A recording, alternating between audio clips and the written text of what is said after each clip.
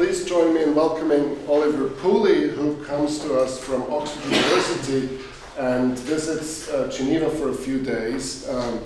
This is a very busy week for our group. We'll also have Giuliano Torenga tomorrow, and we will have a Skyped-in talk from the Chicago side tomorrow as well by James Reed. So I hope you will come back tomorrow again. For now, without further ado, I'm happy to leave the stage to Ollie, who will be presenting a talk on relativity and the growing block. Please join me in welcoming you. Well, thank you very much, Chris. Thank you all for coming. Thank you for the invitation. It's a real pleasure to be here. Okay, so relativity and the growing block. The growing block theory of time is a slightly curious one, but hopefully I will be able to motivate the point of this talk after a few minutes once we get to some further slides. But let me begin by just reviewing something which I expect is familiar to everyone, namely a very standard classification of different views of time. And these fall into two families. In the first family, there's the B-theory, which is just the block universe view. And I will say more about exactly what that involves in due course. But for now, let's just say an absolutely key feature of the block universe view is that it doesn't involve any notion of an objective present. And then on the other side, we have the family of A theories. And here, there's much more variety. So, and in various ways, all of these theories involve an objective present. So according to the presentist, according to the block universe view, reality is four-dimensional. It's extended in time. According to the presentist, reality is three-dimensional. All that exists now, but how things, but there are facts about how things were and how things will be, which are not facts about distant temporal parts of reality. The growing block view, which is what the talk is mainly going to be about, is in some ways more like the block universe view. So reality is a four-dimensional thing, but unlike the standard block universe view, it's truncated to the future, and that future boundary is the present. And like presentism, how things are absolutely changes. The moving spotlight view is like in some ways more like the block universe view, in some ways less like the block universe view than the growing block view. So on the moving spotlight view, reality is four-dimensional. On the growing block view, the present is in some sense metaphysically no different from the past. On the moving spotlight view, the present is somehow, in some sense, picked out. So we have a four-dimensional reality, including future times as well as past times, and one time is somehow special. I won't say any more about the moving spotlight view. There's also the shrinking tree view, which I include for completeness, but I won't be saying much more about that. Okay, so this, I take it, is a very standard way of classifying different views of time. What I want to advocate and sort of motivate the talk in terms of is a slightly different classification, which I'm going to motivate by giving a quotation from Nick in a second. But first of all, let me just start to motivate the talk by pointing out a difference between physicists and philosophers over these two families. So I think both physicists and philosophers, the majority, favour the B-theory, and probably favour the B-theory for reasons of relativity, although various arguments in favour of the B-theory that don't rely on physics are going to be much more familiar to philosophers than most physicists.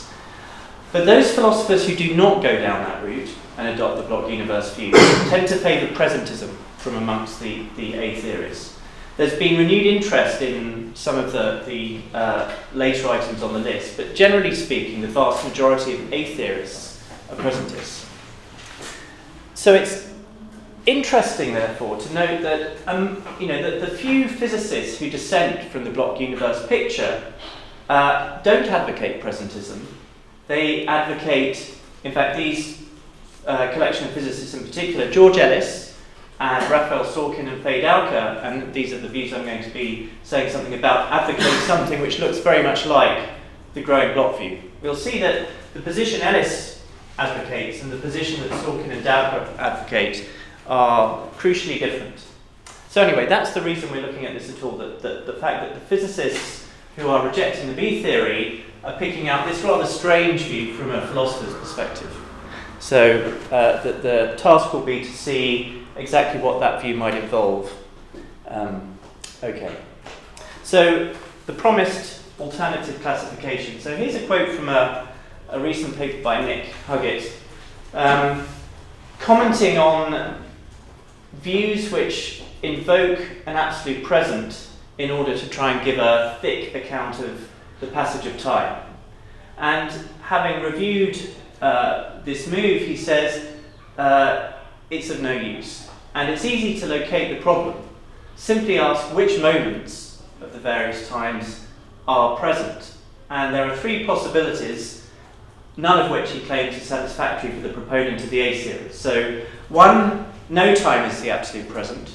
He suggests that if you say that, then you're basically just back to the B-theory. If no time is absolutely or objectively present, that's just the B-theory. Many times are present, and he says that if this is the case, then no time can be absolutely present. We have to say any time is present relative to some time. And that, he says, is unsatisfactory, although I'm not clear why that is meant to be unsatisfactory. So we're going to review exactly that option shortly. And then, third option, exactly one time is present, and his objection to that view, which I take is the standard A-theory position, is that that view doesn't involve any passage. If just one time is present, it looks like the present is frozen on a particular time, and there's no passage of time. Now, the standard A-theorist who says one time is absolutely present says one time is present, but other times were present, and future times will be present, and they don't reduce that to some claim about some past time being present relative to that past time. So I agree with this way of dividing up the options. What I'm not going to discuss are Nick's reasons for thinking that 2 and 3 are unsatisfactory. So anyway, now using this to motivate this other way of classifying things. So according to the B-theory, all times are real, no time is objectively present, and the fundamental truth about the world, the fundamental facts are tenseless. So a tense truth is that I am standing. But according to the B-theorist, the right way to understand the claim that Oliver Pooley is standing, where is understood tense, in a tensed way, is that there's a fundamental tenseless fact that Oliver Pooley is standing on the 13th of April 2016 at 4:20 p.m. and the tense sentence, Oliver Pooley is standing, expresses that tenseless proposition when uttered at 4:20 on the 16th of April. According to standard B theories, fundamentally truth is tense. So it's a fundamental fact about the world that Oliver Pooley is standing. The A-theorist rejects that that's reducible to some fundamental tenseless truth. But what's true absolutely changes, according to this view.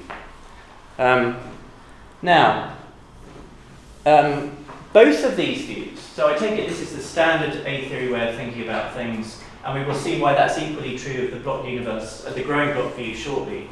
Both the B-theory and the A-theory understand fundamental reality in terms of monadic truth. There is an absolute fact of the matter about the way things are. For the B-theorist, it's tenseless. For the A-theorist, it's tense. But both of these views, as I've characterised them, think that there's an absolute fact of the matter, a single absolute fact of the matter about how things are.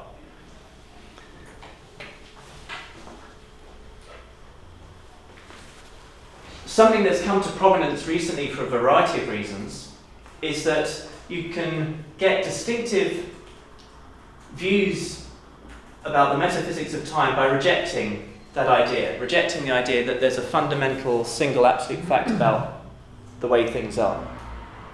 And there's been various discussion of what's sometimes called non-standard A theory. So in particular, Kit Fine has a much cited paper from 10 years or so ago where he advocates non-standard A theory over A theory. Now, according to this view, tensed truth is not to be reduced to tenseless truth in the way the B-theorist suggests it should be. But it's not the case that there's a single absolute fact of the matter, a single absolute tense fact of the matter about how things are. According to this view, it's a tensed fact that I'm standing. That fact isn't to be reduced to some tenseless truth, but it's a truth that holds relative to some time. So there are various ways the world is from the perspective of various times. There's the way it is as of 4:25 on the 16th of April, 13th of April even. There's the way the reality is as of some other time. These different perspectives on reality are not to be reduced to some single perspectiveless, tenseless view, but nor is one of them how things are absolutely speaking, as it is on the standard A theory. So,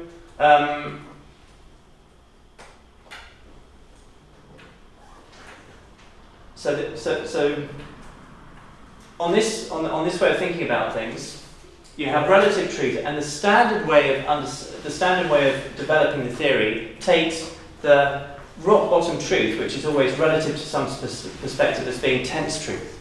So basically, you have the kind of facts that the presentist believes in, but now holding as of various times, and there's no further reduction. There's an obvious gap in this table, so that's just giving you the numbers. Okay, so that numbering is my suggestion how these different options line up with the ones that are given in that quote from Nick. And then there's this possibility here, and it's exactly this one that I'm going to suggest gives you a way of understanding the growing block view. It's motivated by avoiding certain problems that the view faces when developed in the natural way as a kind of standard A theory. It's a view which I think actually corresponds to things Michael Pooley has said and Tim Button, but it's, as I said, I'm going to motivate it by various problems faced by the standard A theory way of thinking about the growing block view, and we will see that understood in that way it has a very direct and immediate application to relativistic spacetime. But that's going to come right at the end. We've got a lot to get through before we get to that. Okay, so let me say a bit more about the block view, the block universe view, and we will then have some understanding of the growing block picture by understanding it in contrast with the block picture. And let me, even before we get to that, just give you the relativistic view from nowhere. So these pictures depict things, various aspects of relativistic space-time structure which I imagine are familiar. So on the left you have Penrose's diagrammatic representation of the light cone of the point P. So relative to any point, space-time is divided into the absolute elsewhere, the collection of points that stand in some spatial relation to P, the points that are light-like related to it on the past and future light cones, and then the points that are time-like related lying in the absolute past of P or in the absolute future, those points inside the light cone. And these pictures, taken from Domenico Giuliani's book, just depict the points some fixed distance from the origin. So here we've got the hyperboloids, which represent points that are some fixed temporal distance. So this surface are all points, say, 1 second to the past of this point. This surface represents all points 1 second to the future. And these points represent, say, all points exactly 1 meter from that point. And according to the according to them, if you take the Minkowski metric as exhausting the spatiotemporal relations of the world, then the various relations depicted in these diagrams are all that there is. And given that, there's a fairly direct argument to the block universe view. So I imagine most of you are familiar with arguments famously given by Putnam and Reitdiek in the 60s, but the idea that relativity pushed you to the block universe view was familiar prior to those papers, of course. And here's a quote from Einstein saying basically this. So the claim is, if a Lorentzian metric completely describes the world's spatiotemporal structure, then the four-dimensional continuum is no longer resolvable objectively into sections, all of which contain simultaneous events. Now loses its objective meaning. And of course, if you think back to the classification I gave you right at the beginning, and all of the views on the right-hand side, presentism, the growing block, and so on, in all of those views, there was a three-dimensional object, a subset of what's represented in a four-dimensional space-time diagram corresponding to the objective now. Its meaning differed in all these different views, but in each of them they required an objective now. And Einstein's claim is, if all the relations one has are those of a relativistic space-time structure, then now loses its objective meaning. And in this context, it appears more natural to think of physical reality as a four-dimensional existence instead of the evolution of a three-dimensional existence. Now, as I say, this is a very direct argument from relativity to the block universe, and there are basically two responses. The standard response is to say, well, yes, if a Lorentz metric completely describes spatiotemporal structure, then this is what you have to embrace, but it's compatible with relativistic physics that there's more space-time structure than is depicted in the metric. We can imagine that there are objective metaphysical facts about which time is now over and above the relativistic structure. So, in particular, we will see that Ellis's version of the growing block can be thought of as embracing that option. But there's also this non-standard response, non-standard in various senses, but in particular non-standard in the sense that I gave you in that second classification.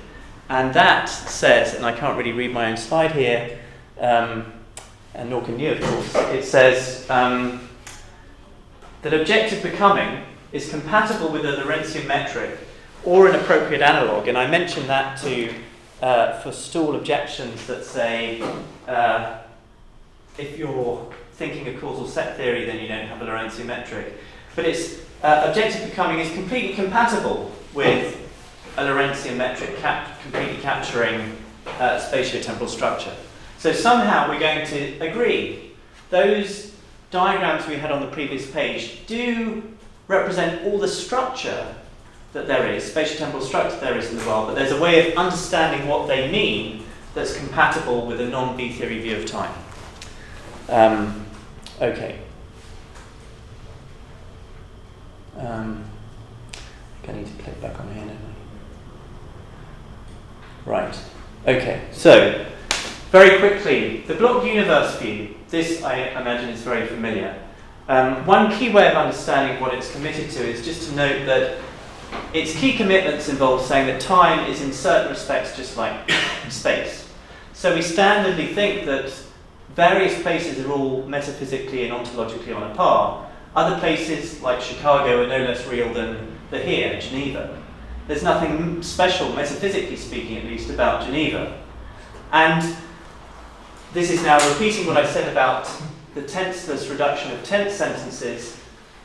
One standardly gives token reflexive accounts of the truth conditions of indexical sentences like it's raining here or I'm bored, and a similar story can be told about tense. So in particular, if we take the sentence, Alice was sad, we want to say an utterance of that sentence is true if and only if there is some time t prime earlier than the t, so I should have said an utterance at t of this sentence is true, just in case there's some time earlier than that time, and that's a tenseless claim, such that Alice is sad at t prime, and again, this is a tenseless claim.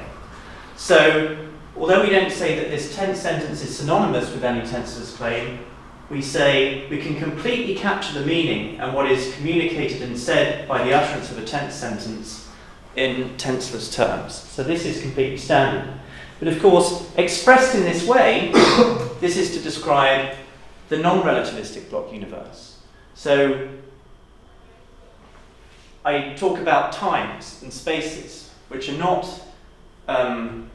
things that are fundamental to relativistic spacetime. And I give truth conditions of tense sentences in terms of times, again, things that are not present, fundamentally speaking, in a relativistic spacetime. But the picture generalizes in very straightforward ways to Minkowski distance relations structuring the world. So in particular, we want to say, if we're relativistic B-theorists, that the spatial and temporal aspects of our experience track more or less accurately Minkowski distances. We're aware of things being spatially related to each other and temporally related to each other. And those spatial and temporal relations that we're aware of more or less directly in experience just are the temporal relations and spatial relations that the Minkowski structure attributes to the world.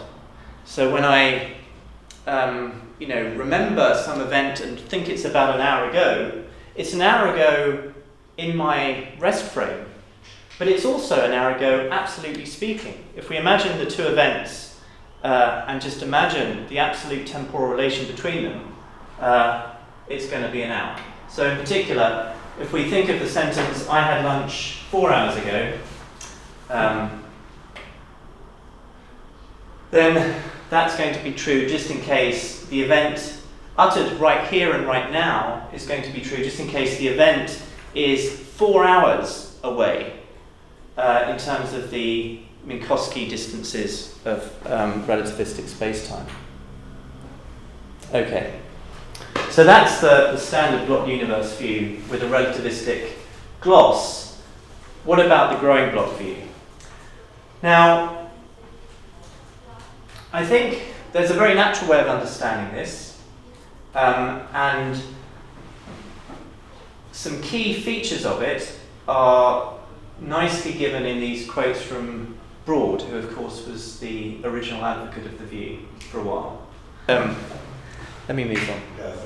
Yeah, so here's a key thing to take out from this first quote. According to Broad, a present event is defined as one that is succeeded by nothing. So, and it's defined as such an event. So what it is, we have four-dimensional reality. Past events are just as much part of reality as present ones. And the only thing that makes an event a present event is that it's at the future frontier of the universe. There's literally nothing to its future. Whereas for past events, there are events that succeed them. But then we need to know what it is for one event to succeed another. And here is where the second quote comes in. So Broad says, the sum total of existence is continually augmented by becoming. Now this key claim is one that is going to be important to understand, but according to the block universe view, how much stuff there is in the world is continually increasing.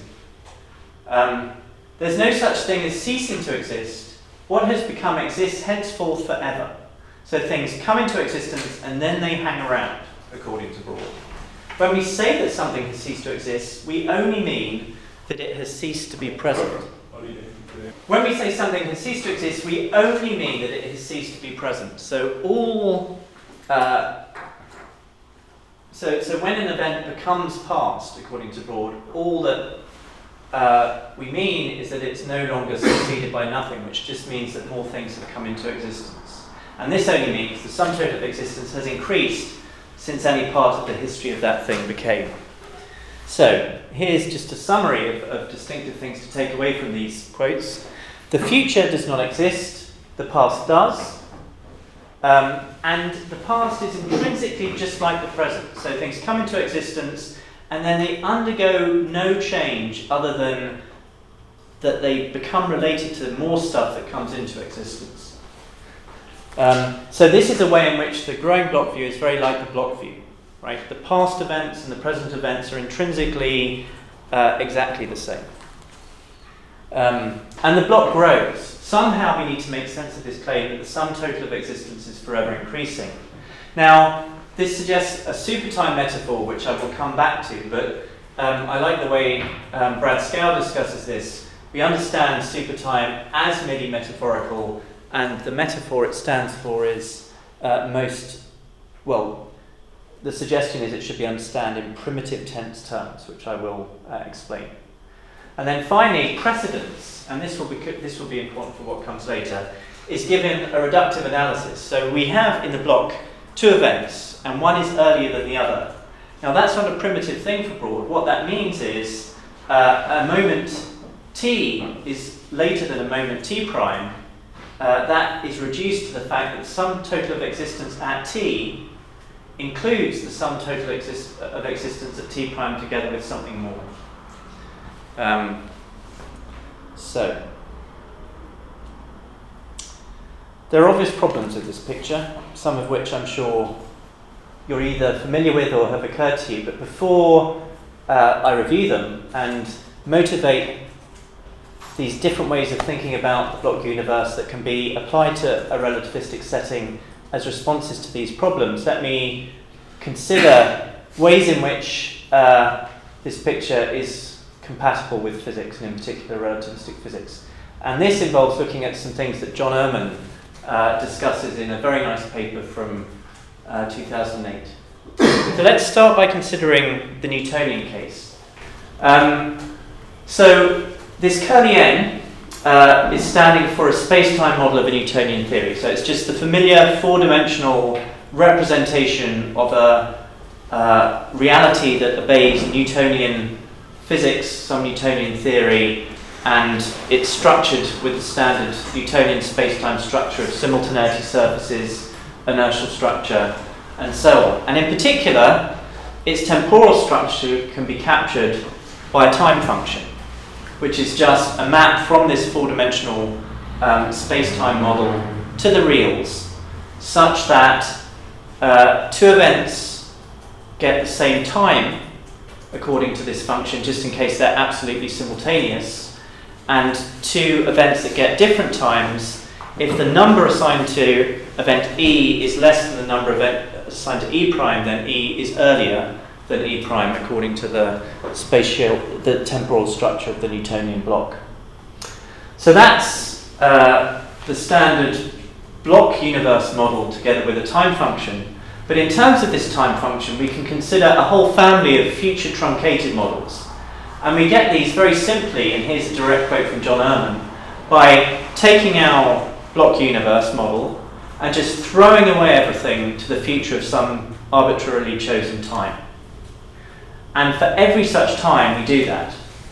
So we've got a whole family of these things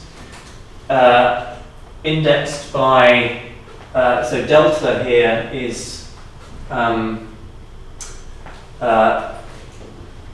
the number indexing the future truncated model, and we've just thrown away everything to the past of time t equals delta. So these are just mathematical objects. We can consider these things. And then he suggests that here's a way of modelling the growing block view. Right? We just consider ordered pair of the set of all of these things, and then we think of them as being totally ordered by a particular relation, and the relation is just the obvious one. So I'll give you a second just to read it through, but let me draw this on the board. If we have, here's our Newtonian block model, so extending forever to the future and forever to the past, and we've got two particular times, and so the thing that we've got as t curly n t less than 2 equal to delta 1 is what we get by taking this model and then just throwing away all of that. This thing is what we get by taking the same model and then throwing away everything to the future of that. And then this relation says that this thing bears that relation. No, sorry, it's the other way around.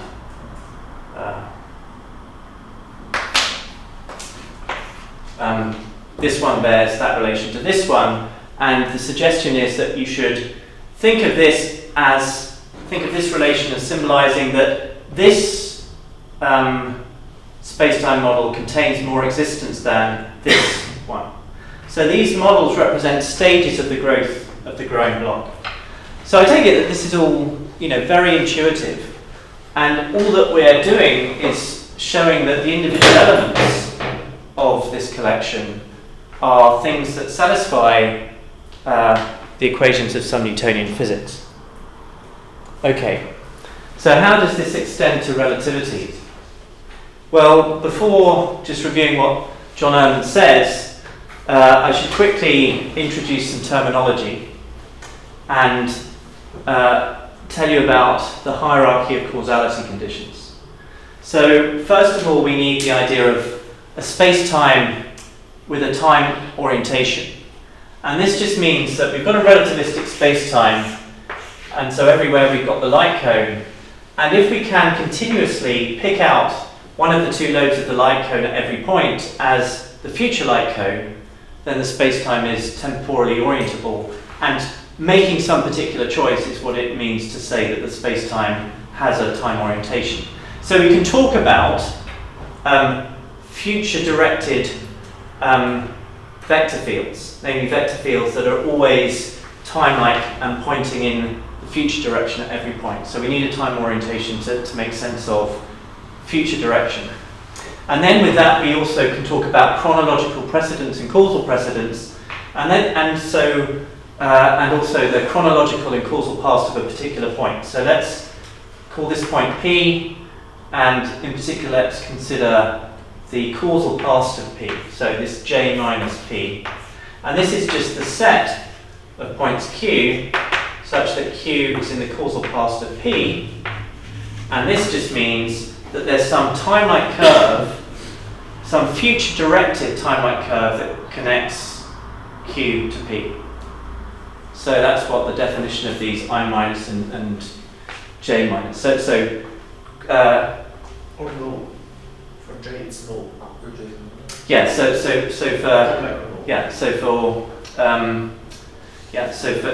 it's no, I wrote the right thing. Yeah, so this basically says Q is in the temporal past of P, which is just to say there's some future-directed time-like curve that connects Q to P. This says there's some future-directed null curve null or time-like curve that directs causal curve that connects Q to P. And a causal curve is one which is everywhere time-like or null. And this says it's future-directed. Okay, and then again, using these notions, we can talk about a global time function, which is just what you would expect. It's a way of mapping space-time into the reals, such that when P is in the chronological past of Q, the number it gets assigned by the time function is less than the number it gets than Q is assigned. Okay, and then using these notions, we have this hierarchy of facts, hierarchy of properties that space-time can have. Now let's start at the bottom. So the weakest one of these six is the claim that there are no future-directed closed time-like curves. These ones, so here CHPD is Ehrman's abbreviation for chronologically past distinguishing, and that is just the condition abbreviated here. It just says if P and Q share their chronological pasts, then they must be the very same point. Strong causality is the claim that there are no almost time-like curves, which is to say,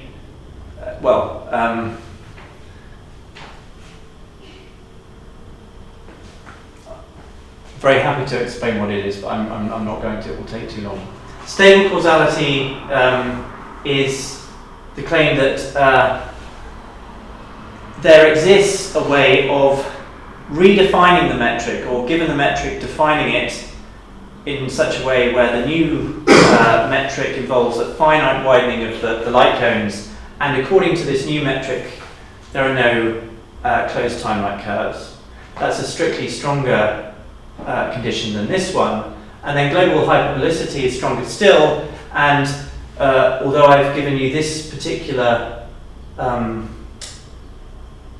definition of it, it was shown by Garrosh or Wald, I can't remember which one, that it's equivalent to the space-time having a surface such that every causal curve, every inextendable causal curve in that space-time intersects that surface exactly once. That's a Cauchy surface.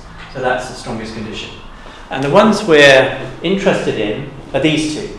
So stable causality is what's required. It's necessary and sufficient for the space-time to admit a time function.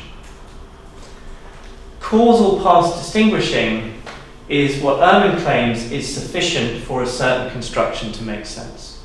We'll see what that is in a minute. In fact, we'll see what it is straight away. Okay. So, he suggests that given a relativistic spacetime, there are two fairly natural ways of constructing something like the Newtonian growing block models we reviewed a moment ago. So, the first, and perhaps the most natural, is hypersurface becoming models.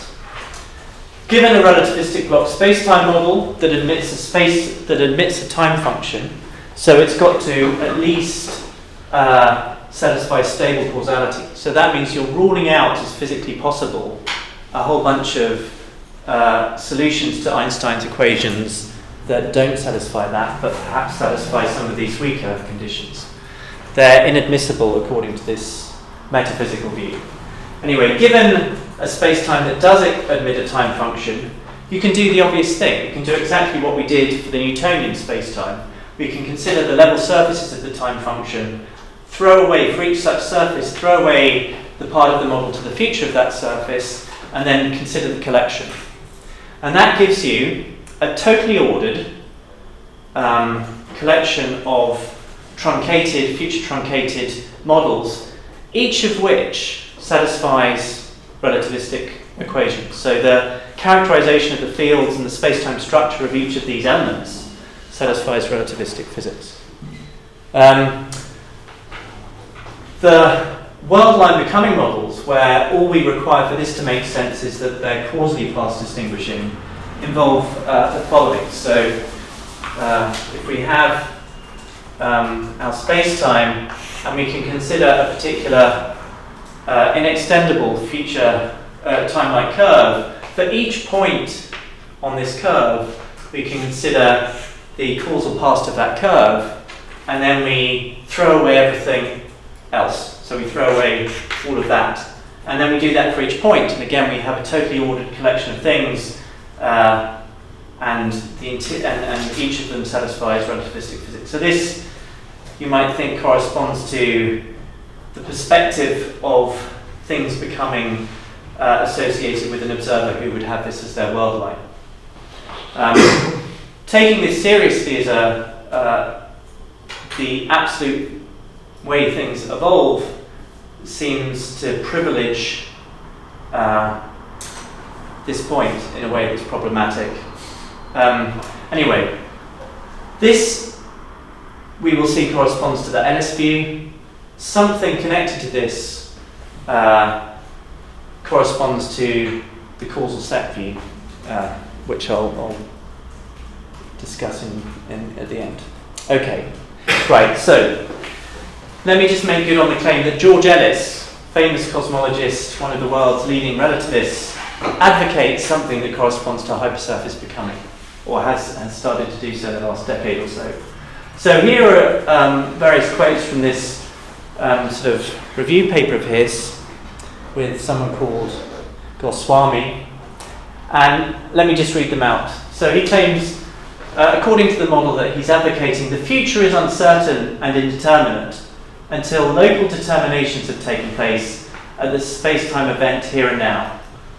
Thereafter, this event is in the past, having become fixed and immutable, with continually new events, with a continually new event on the world line designating the present. So he draws a picture, which I might have included on the slide, but it looks exactly like the kind of thing that you might associate with a standard growing block view, except that he's got lots of world lines drawn on as well. And when he's talking about, so he's saying,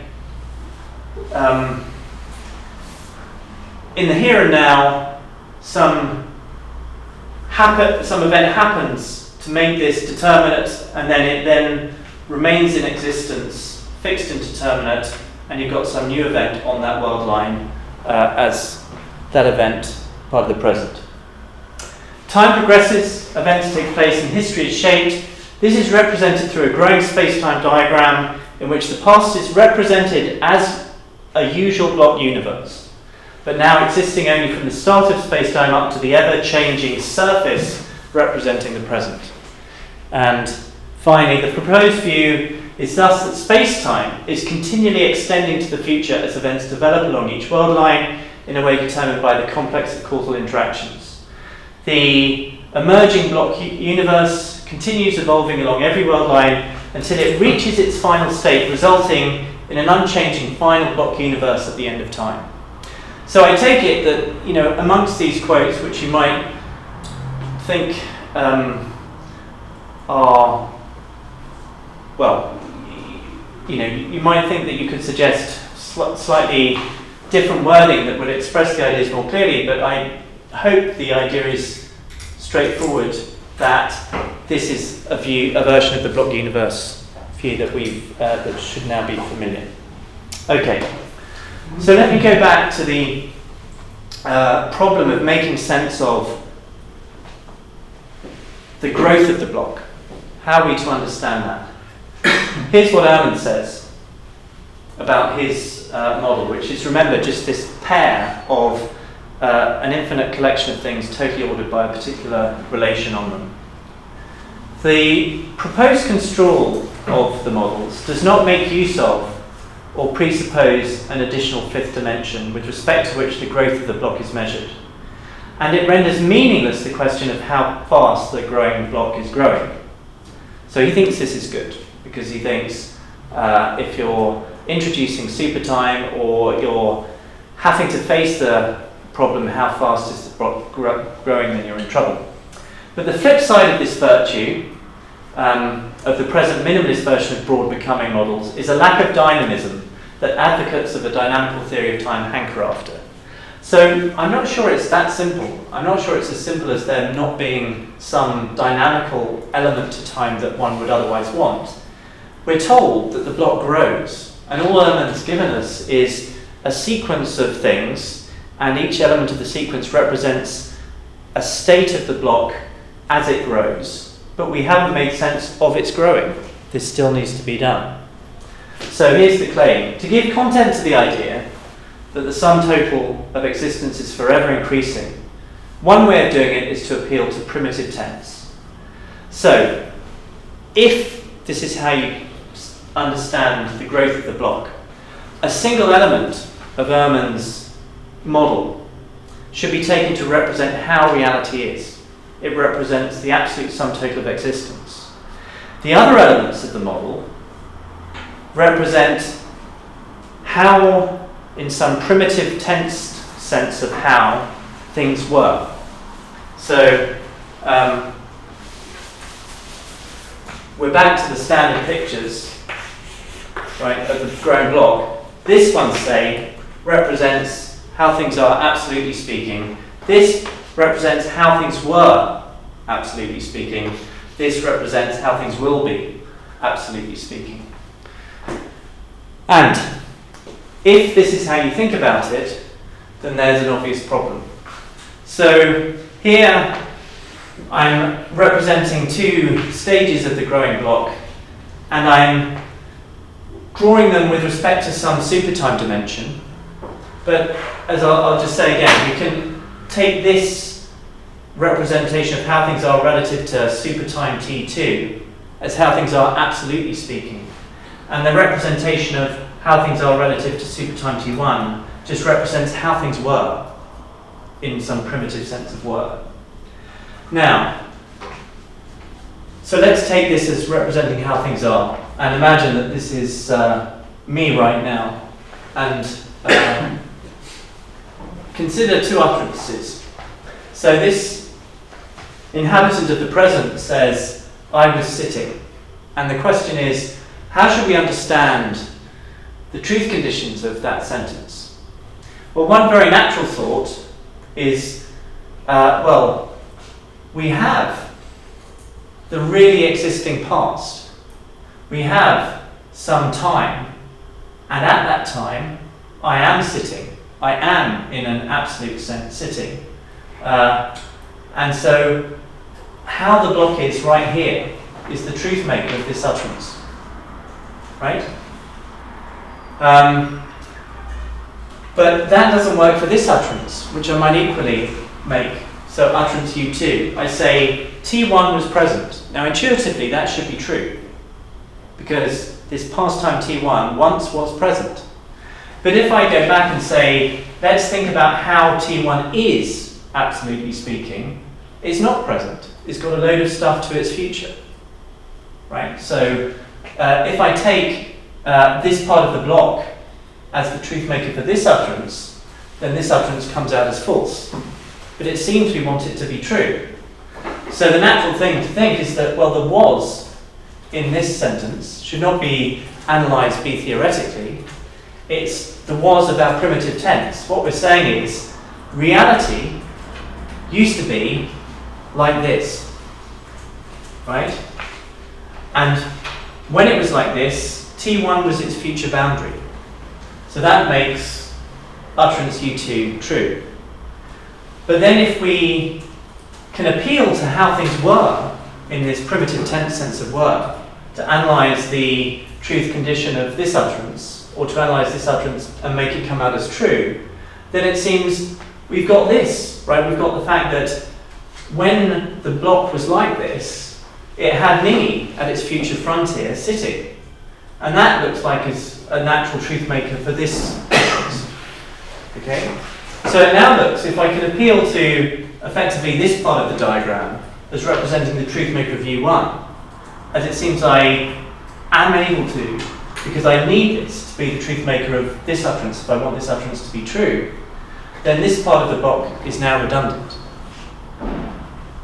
That's what my watch is telling me to. Okay, so how should we respond to this? And here's where I was going to scribble on the slides. So there's a very... so in some sense we've got too many truth makers for utterances like U1. And when we consider utterance U2, it looks like the right truth maker we should appeal to is this one, and not this one. So one way of dealing with this problem is just to kind of get rid of this one, or in a sense identify this with this. Right? It's not that things come into existence and then they hang around and are structured by an extra ordinary time dimension that's distinct from what I drew as supertime, but which is actually just the temporal dimension of our primitive tense. We can say that this thing comes into existence and hangs around, but it doesn't now have the property of sitting, right? So there's no event of my sitting that exists absolutely. There's something that exists absolutely, and it was an event of my sitting. So for those of you who are familiar with the view, this is very like what's sometimes called Williamsonian presentism. So there are a few people who advocate a view like this. Someone called, there's Meg Sullivan at the University of Notre Dame, Tim Williamson It's the temporal analogue of his necessitism, which you may be familiar with. But basically, we can have events occurring. They hang around, but they don't have any properties now, so they do undergo change.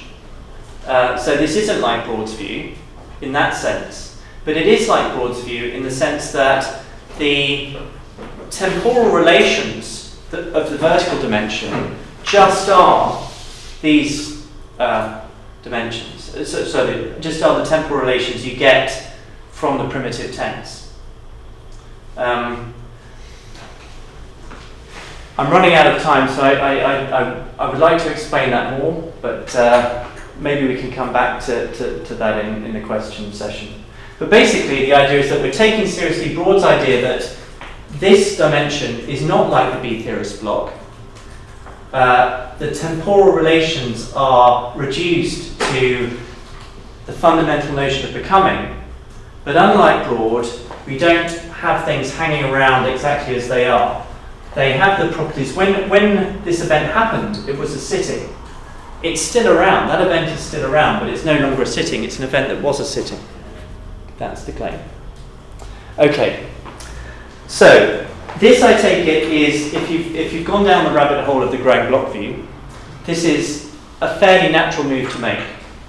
But if you want to combine this with the relativistic, if you want a relativistic version of this, then there's a problem. So here I'm just repeating the quote from Broad, which I've been trying to suggest is implemented by this particular way of thinking of the growing block. A moment t is later than a moment t prime if the sum total of existence at t includes the sum total of existence at t prime together with something more. Actually, this isn't a quote, so forget this. I shouldn't have put this up. This is an odd mixture of the two views that I'm discussing. Okay. So the claim is the temporal relations of the vertical dimension are not primitive. They're to be understood in terms of the growth of the block. But if this is meant to be a relativistic model, then the spatiotemporal structure of this block is meant to be that of a Lorentzian manifold. We're meant to have light cones and distinctively Minkowskian distance relations, but what growth in supertime gives us is surfaces such that all of the events on that surface are all absolutely prior to all the events on this surface. Okay, so if we're understanding spatiotemporal structure as, or particularly temporal structure as reduced in this way, then it looks like it's giving us the wrong kind of structure. So what should you do?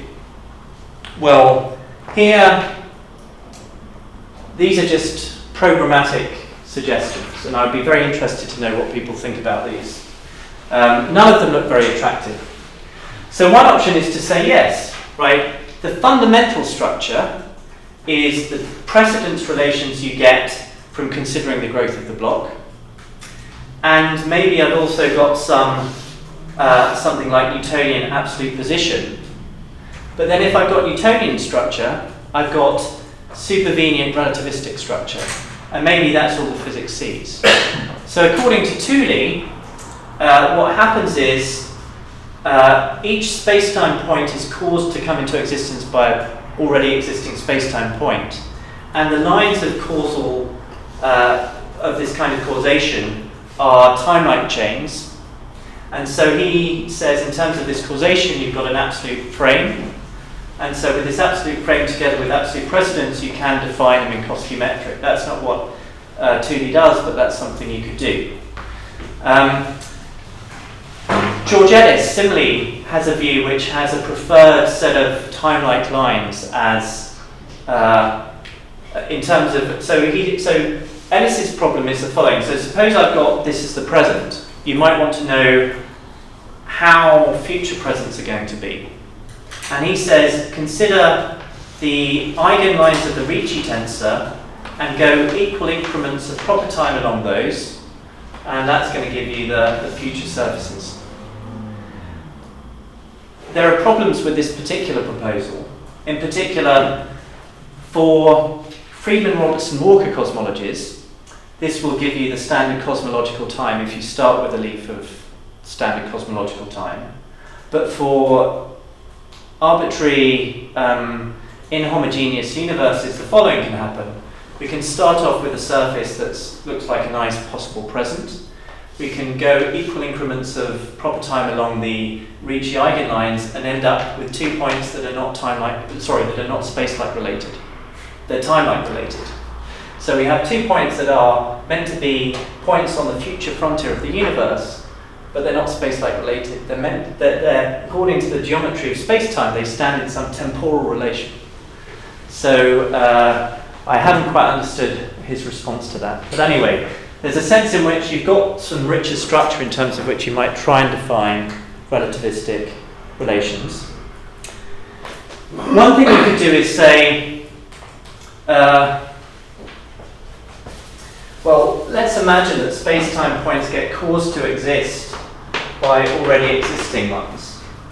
But now it's these three that cause this one to exist, and these three that cause this one to exist, and so on. And so you're going to end up with something that looks like relativistic causal structure. Now, in this discrete case, this doesn't look like a nice way of thinking about things because it's not going to be Lorentz invariant. But the general idea is that somehow we can take the causal structure as primitive. So so we have the real temporal structure, the leaves of the absolute present as the thing, but then in addition and different to that, we've got these facts about which space-time points were caused by which already existing space-time points, and that corresponds to relativistic causal structure. So we've got a mismatch between temporal and causal structure in this case. And yet another possibility, well, forget causal and temporal structure, maybe when new events come into existence, they come into existence and become spatially related to already existing space-time points. And the pattern of spatial relations in which they stand are just those of a relativistic spacetime.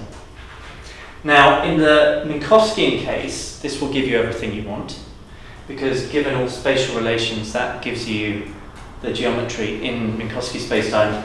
I'm not, so in the generic Lorentzian case, I'm not sure it will. I don't think it does, but that's something I haven't looked at yet. But anyway, you can see the problem, you can see the kind of moves you might make. None of them are looking attractive, they all look baroque and ad hoc. This doesn't look like the way to go. Now, in terms of time, Chris. We're kind of out of time. Yeah. Really. So I can skip. I could stop, or I could say something very briefly about the second solution to the problem, and then just gesture at how it. Maybe why don't you do that? Yes. Okay. Let me just.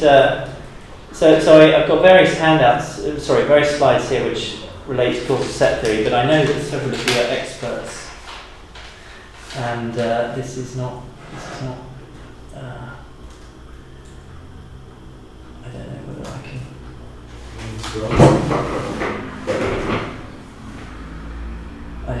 So causal set theory is a growing block for you. Weird. If you copy paste the two lines instead of only the. I was just going to show you a little video from David Rideout's. Yeah. Yeah, just yeah. Had I known I would have been out of time, I would have chosen the fast one.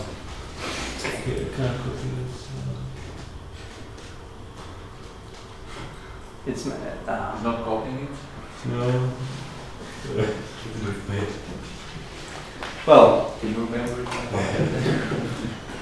Let me. While Niels is fiddling for me, let me just redraw this picture here. So.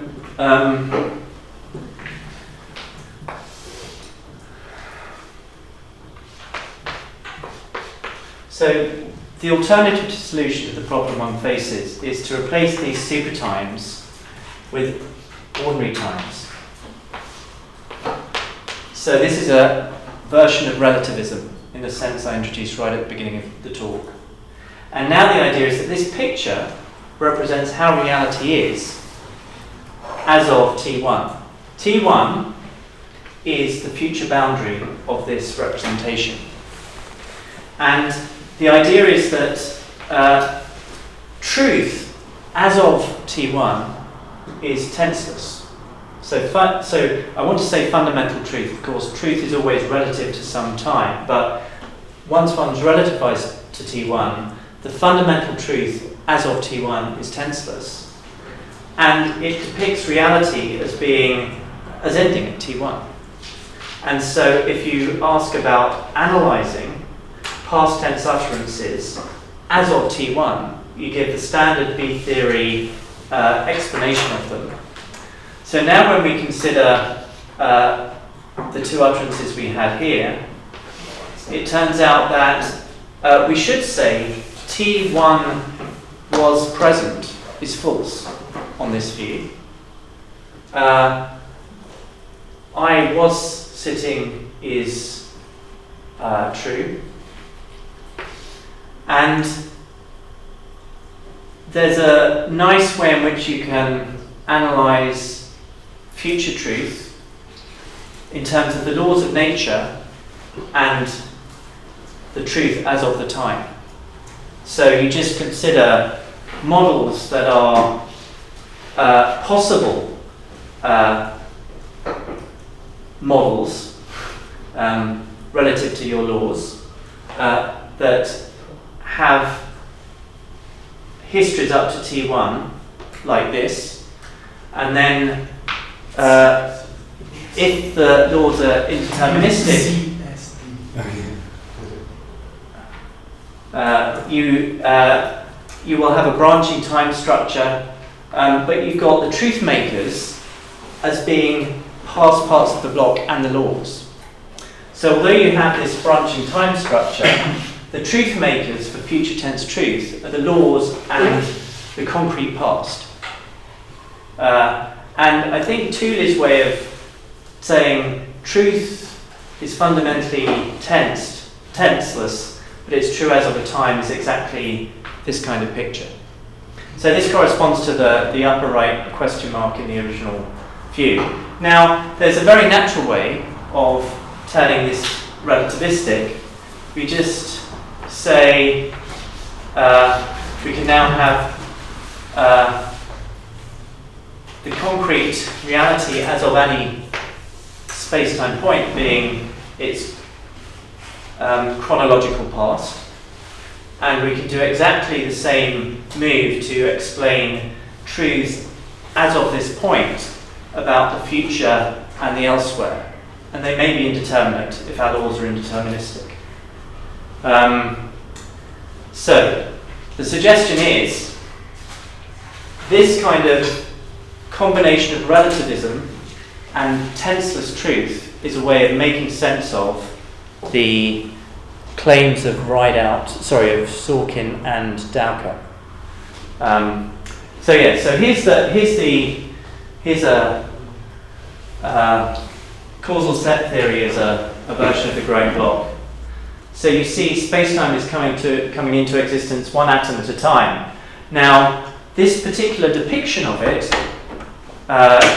basically is things coming into existence atom by atom with respect to some linear time. So this depiction is a particular gauge-dependent depiction of the growth, and it's not how the growth really is happening. It involves some gauge artifacts, and I take the difficulty to be making sense of this claim that you can have this picture of space-time coming into existence one atom at a time, and yet there be no fact of the matter for two atoms which end up not related in the causal order. There be no fact of the matter that this atom came into existence before the other one. So I had a quote from Sorkin making that claim, and so basically here we've got the same structure but grown in two different ways, represented by the labeling. Sorkin says this means we can have genuine growth but compatible with there being no absolute now, no global now. The question was what sense could be made of it. The idea was that this machinery can be used, and before we invoke this machinery, we can at least say this. Here's something that's common to these different depictions of growth. Space-time comes into existence one atom at a time. In both of these, so these two diagrams represent the same causal set coming into existence, but the atoms come into existence in different order. But according to both depictions, they came into existence one atom at a time. And it's also the case that if P is in the causal past of Q, then P came into existence prior to Q. That's something that's gauge invariant. So why isn't it enough to say, well, look, this is the truth of the world, and anything which isn't common to all these different growths is not part of the truth of the world. But then the thought was you could use this machinery. It doesn't quite transfer, but I can say more about that in questions. Thank you. Okay, sorry about that.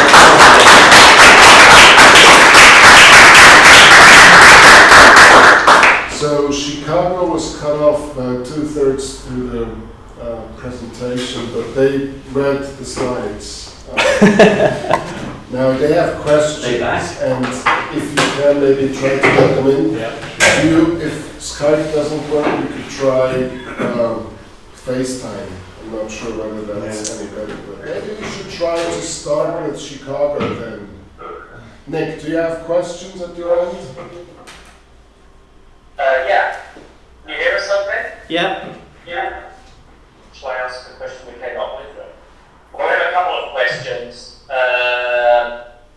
We looked at the slides, so I think we'll see what's going on, and it was around here. Could you just talk us through this is like slide that you just through what the 4 and 5 are exactly? I guess what we're supposed to be thinking of with the chronological so and I guess we had the thought when you go to Sorry, is that the conditions 4 and 5 or?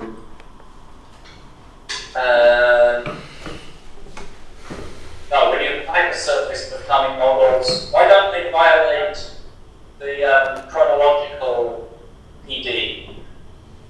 I'm imagining the time function might be like giving you a third foliation, and then that seems like it violates the chronological PD.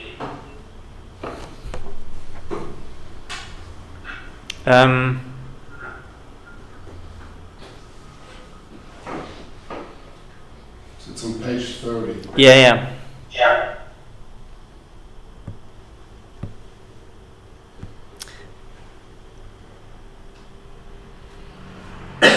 So why this condition? I think it's a question.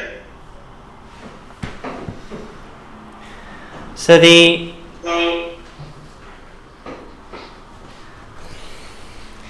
these are conditions that you. So the idea is that if you take a block universe model, then in order to perform this construction, so in the case of hypersurface becoming the space-time needs to be stably causal, otherwise you don't have a time function. But the future truncated space-times are also going to obey the causality conditions. So I'm not seeing why you think causal path distinguishing is violated in a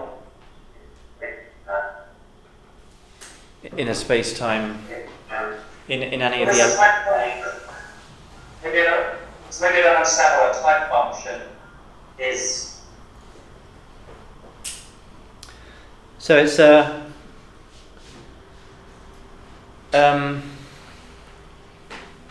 it's a function that encodes the temporal relations. So if I mean it's just what I've written, that if P is chronologically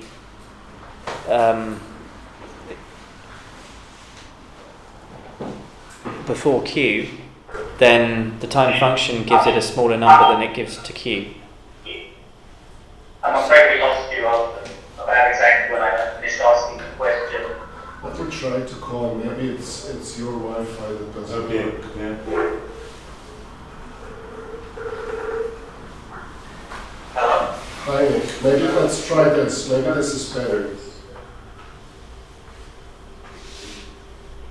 Are you there? Yes?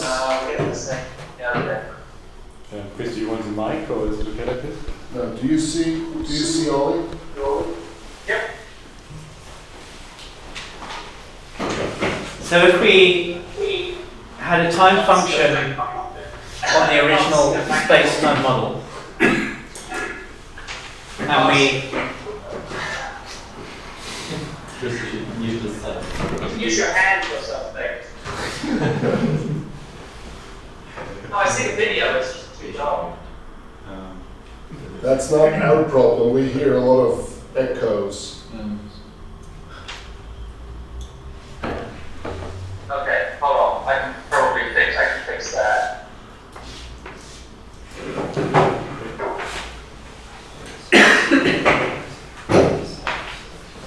Alright, that should be better.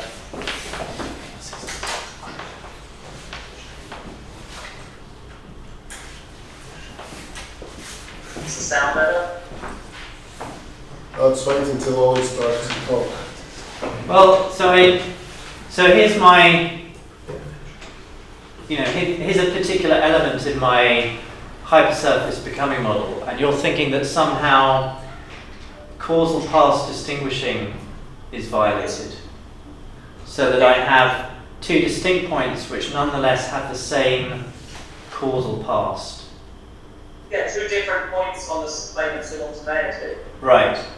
Okay, but so if have the same course, the chronological. So they have the same chronological past. If chronological is definitely used the time foundation, but apparently it doesn't. yeah, that's right. So it's in the context of these conditions, these things are defined in terms of the relativistic structure of the relativistic spatiotemporal relations of the truncated block. The problem is how to understand those relations in terms of the fundamental metaphysics.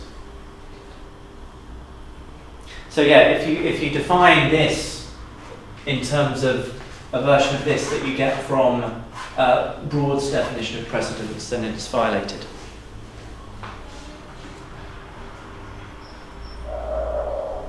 Okay.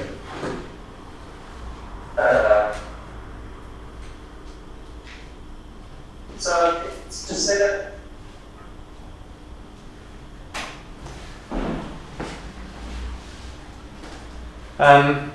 So if the spatiotemporal relations are those of a Lorentzian manifold, then these entailment relations, that 1 implies 2 implies 3, but not vice versa, that's just fact. Now, if rather than defining these in terms of the structure of some relativistic manifold, but in terms of what's effectively Newtonian temporal relations or Newtonian temporal structure, then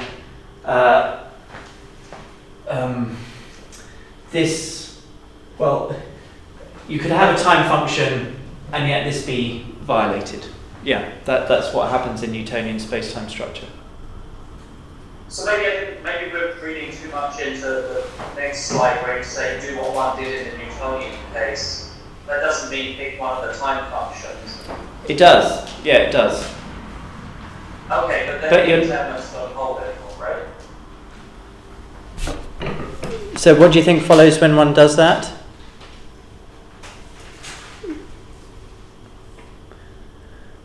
Well, isn't that doing what you just said and adding some Newtonian structure to the relativistic one? So when We single out one particular time function, say one that sort of foliates the space-time. yeah. That's adding something to the... Well, Doesn't change any of that. yeah. So you're using the time function to pick out a particular totally ordered collection of future truncated models that relate to the initial block universe model.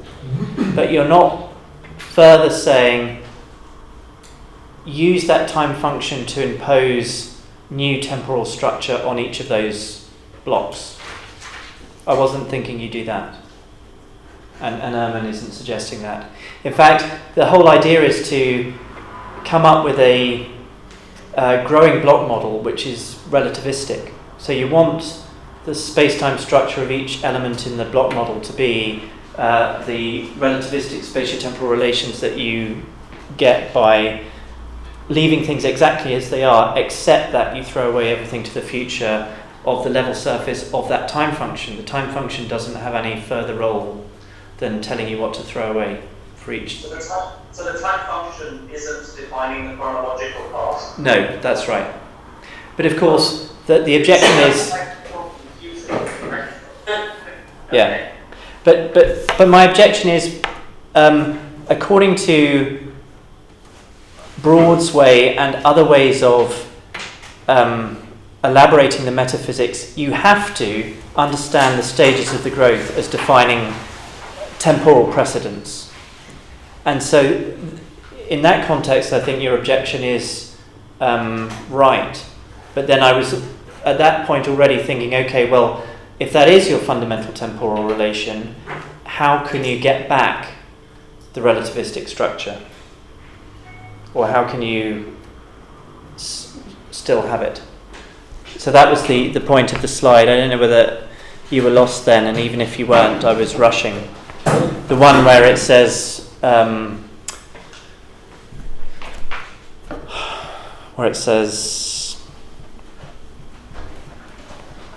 some options. Okay, I think we should move on. Questions? Giuliano?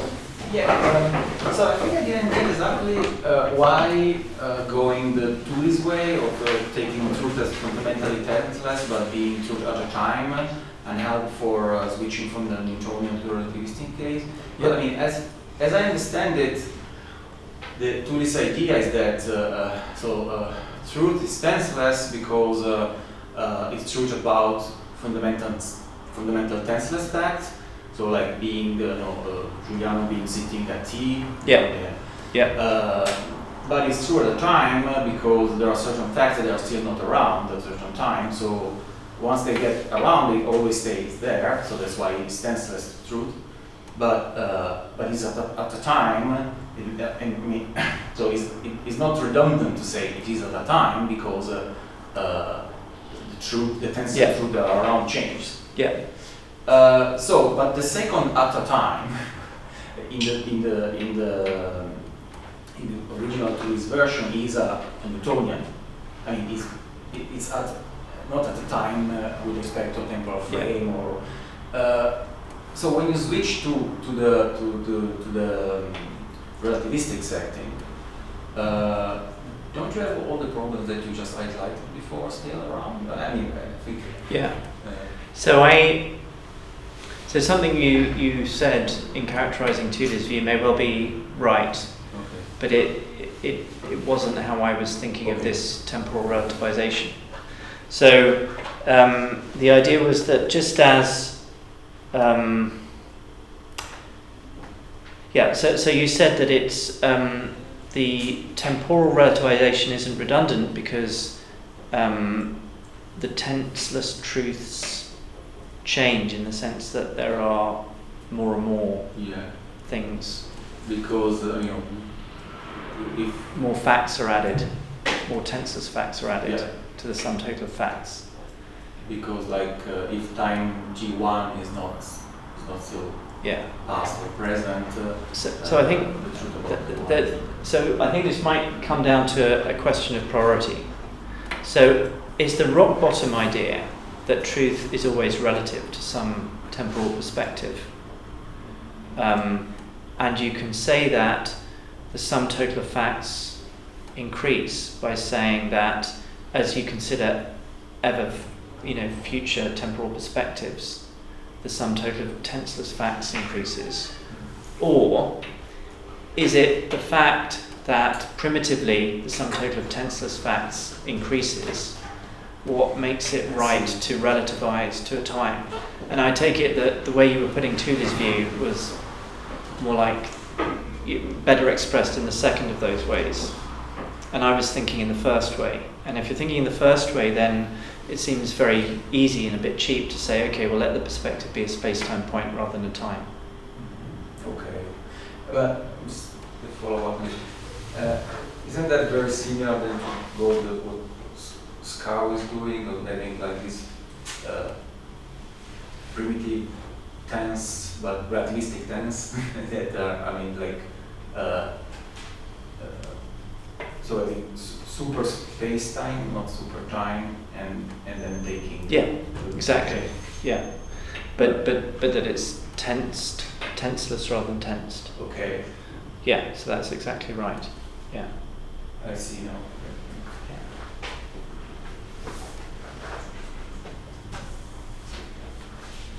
So, I think you said that the answer being unique, but just to have it really clear.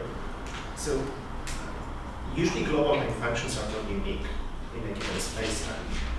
And so in that sense, if I have a model which is constructed in the following way, take a global time function and take a set of truncations and order those truncations, how they increase along that function, that seems to be a Newtonian move, right? In the following sense that, in the sense that I have additional structure imposed on the relativistic spacetime, in the sense that just as I would single out a particular frame of reference in, say, neo-Lorentzian interpretation of special relativity, here I would single out a particular global time function.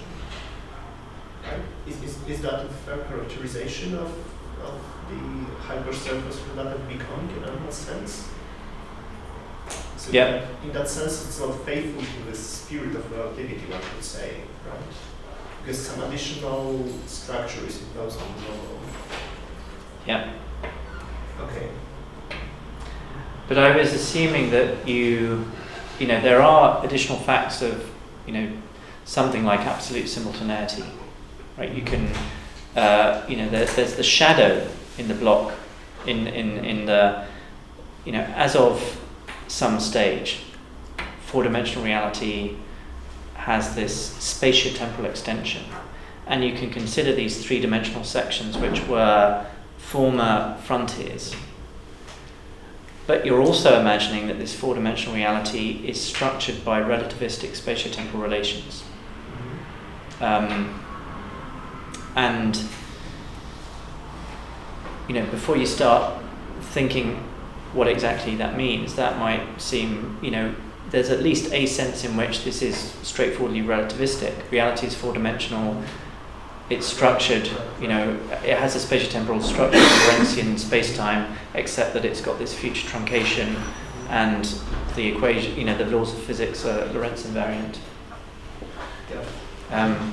And there's this extra stuff, but that's not a problem. It's only when you think that you've got to take that extra stuff seriously as defining precedents. Take seriously the hypersurface growing block, right? So my thought was that when you have that picture I had, the one with city, that's there the thought was in the non-relativistic case, you have two times, right? You've got super time, which corresponds to the primitive tense in terms of which you understand the growth of the block. But then there's ordinary time. And if you forget that ordinary time is defined in terms of super time for broad, then you might think, okay, this is easy to make this relativistic. I just change the ordinary time structure to be that of Minkowski spacetime.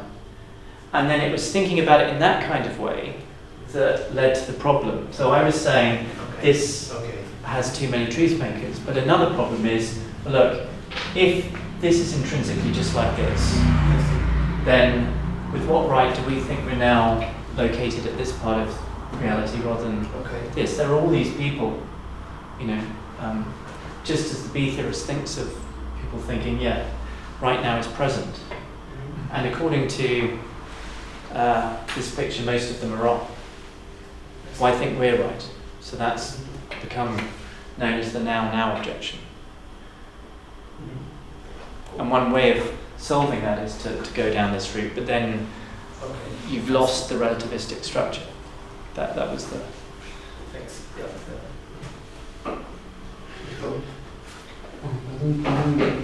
We were explaining how the future is set of possibilities. Yeah, I don't that, know that, how that can... yeah, that was terrible. I apologise for that exposition. Maybe it's a fair rendering of the theory, and straight line. Sorry, maybe it's what? It might have been a fair rendering.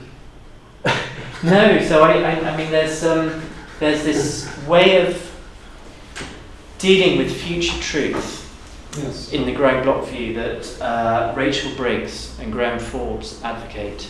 And what I didn't say in the talk and should have done was that you can use their machinery in this context. So does it work? Can it work? I can't really understand how it could work. I think so. Well, Yeah. if you exclude the existence of future events, then you cannot say anything about future events. Yeah. I mean, necessarily they are not there. So They will be. They will be there. What does that mean? So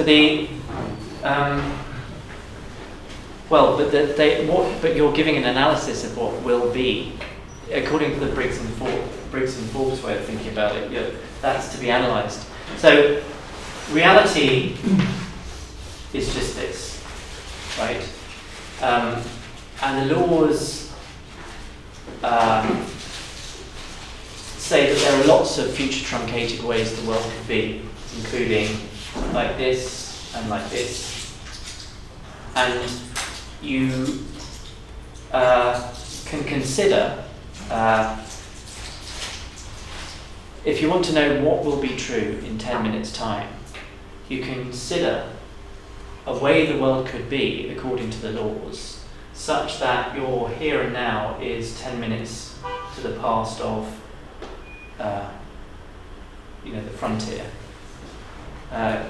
And that gives you a way of getting future, the kind of things you want to be true.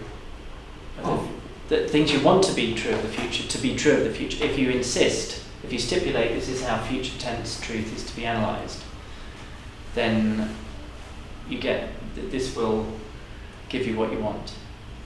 Now you might say, well, why should I think that's what I mean about to make future tense utterances if I believe in the growing block? Oh, exactly. I mean,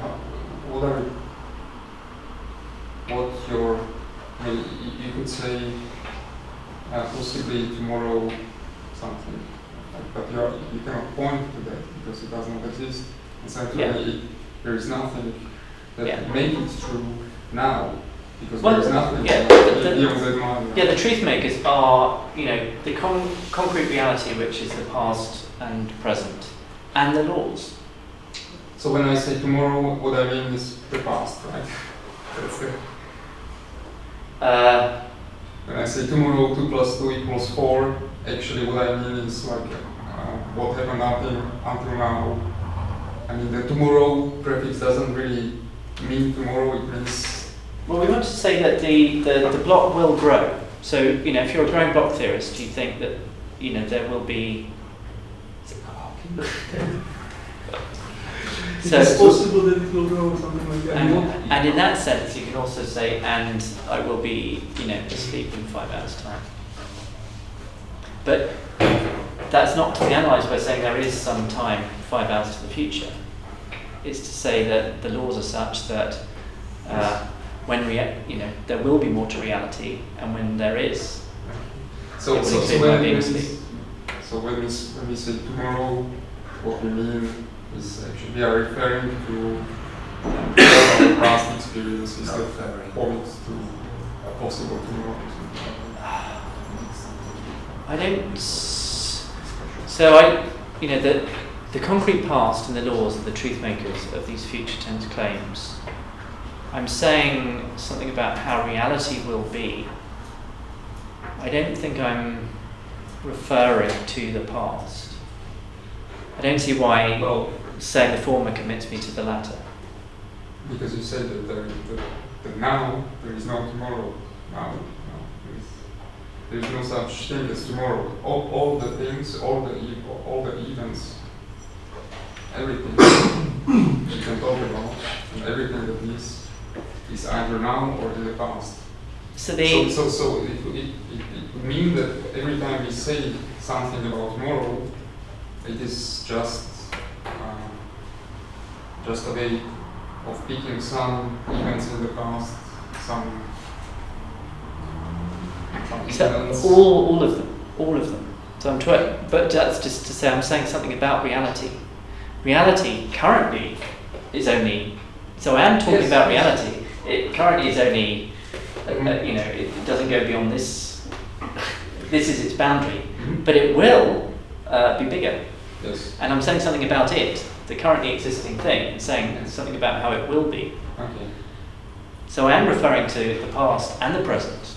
I'm referring to the world and saying how it will be with respect to me and sleep.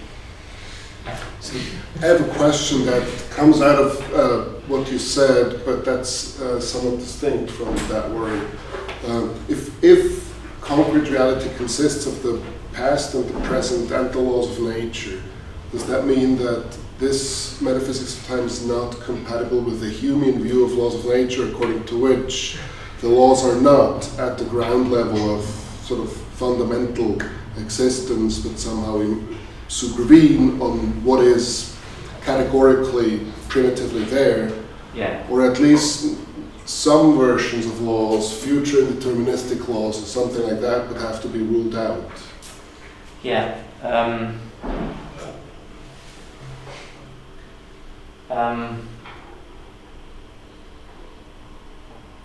I think that's a good question. So on the face of it looks like there's a problem.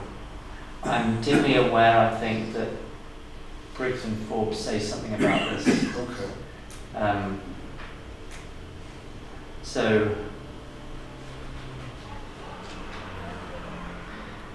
Can you make sense of the idea that the simplest system of how reality is describes it as but a stage in an ever-growing reality? Could you? I don't know whether. I think you have to bite the bullet and say that the laws might change. Because what now is the simplest system might turn out to be not the simplest system, if reality grows. I don't know. Well, but now. Yeah. No, yes. Maybe that's. Has to grow in one way, or in a bunch of possible ways, in order for the law to stay like that. Otherwise, they have to change. Yeah. So there are. Yeah, I guess there are two kind of Humean subvenience bases you consider. The block as it is, full stop, with its future truncation. And you could consider a, growing block metaphysics, primitive tense, four-dimensional reality getting bigger and bigger, and then asking, is that law governed, or can I think of the laws as supervening on that? And I was thinking of the first problem. I guess the second problem is so you might be able to make sense of Humean laws in the second way, but then it's not clear you could use them as Briggs and Forbes want to use them to analyse. Right. Yeah, Yes. so that's right. Exactly. Yeah. Okay, I think we're out of time. Do you have something in Chicago? No, I think it's okay. The audio's not great anyway, so it's I'm sorry it didn't work out today. But I hope we can meet up soon and have some more chats about this. Yeah.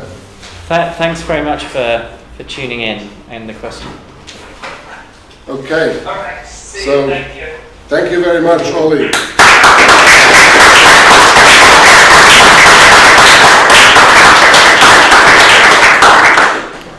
Okay, bye-bye.